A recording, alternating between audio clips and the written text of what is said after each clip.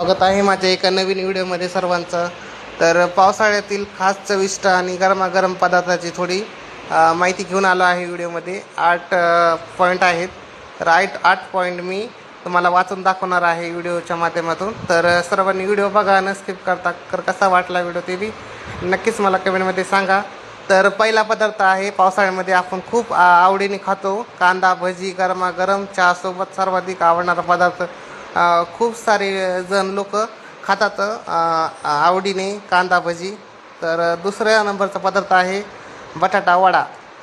तर बटाटा वडा तर खूप आवडीने लोक खातात. हिरव्या चटणीसोबत अप्रतिम चव लागते बरं का. खूप छान लागते चटणी आणि वडा खाल्ल्यावर, आणि त्याच्यासोबत मिरची खातो आपण.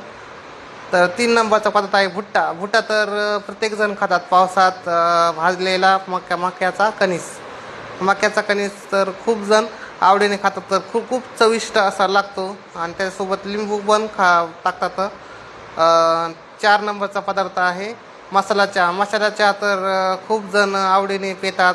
पावसाच्या वातावरणाला अधिक आनंददायी बनवतो मसाला चहा. तर प्रत्येकजण पितात मसाला चहा.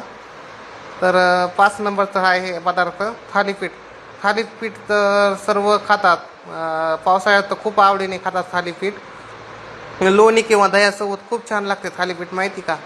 आणि 6वा पदार्थ आहे मोदक. हंगामानुसार सणासुदीचा खास मेजवानी. असं रोज नाही बनवत कोणी मोदक फक्त सणाला, चतुर्थीला आणि गणेश चतुर्थीला असंच बनवतात हे मोदक.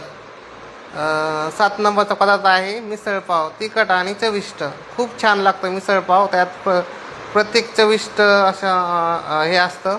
मिसळपावमध्ये तिखट आणि चविष्ट असा मसाला टाकलेला असतो, आणि त्यासोबत कांदा लिंबू पिळला ना, खूप छान लागतो मिसळपाव, माहिती ना.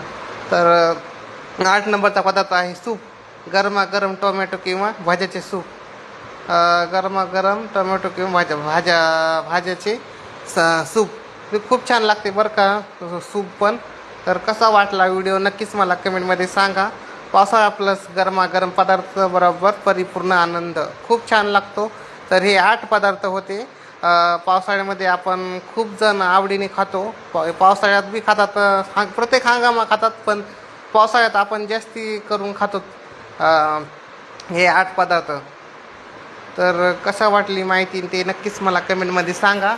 आणि लवकरच मी व्हिडिओ नवीन घेऊन येईल. आणि ह्या व्हिडिओ काही चुका झाल्या असतील तर व्हिडिओच्या माध्यमातून मला माफ करा. आणि व्हिडिओ कसा वाटला ते नक्कीच मला कमेंटमध्ये सांगा. तर लवकरच दुसऱ्या नेक्स्ट ब्लॉगमध्ये भेटू. बाय.